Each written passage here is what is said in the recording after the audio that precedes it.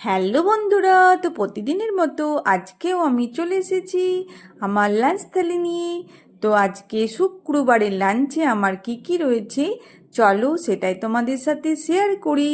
তো শুক্রবারের লাঞ্চে রয়েছে আমার গরম গরম ভাতের সাথে কাগজি লেবু, করলা ভাজা, আর রয়েছে কুমড়ো শাক ভাজা, তার সাথে নিয়ে নিয়েছি ওল সেদ্ধ, আর করেছি টমেটো সর্ষে পেঁয়াজ দিয়ে মাছের ঝাল দেওয়া, তার সাথে একটুখানি আলু সেদ্ধও করেছি, কারণ আজকে আলুর কিছুই আইটেম নেই, তাই ভাবলাম একটুখানি আলু সেদ্ধ করি। তো কেমন লাগলো আমার শুক্রবারের লাঞ্চ থালি? শুভ দুপুর বন্ধুরা, সবাই ভালো থেকো, সবারই দিন খুব ভালোভাবে কাটুক। কাল আবার দেখা হবে। তো আজকের লাঞ্চ থালিটা তোমাদের কেমন লাগলো অবশ্যই কমেন্ট করে জানিও।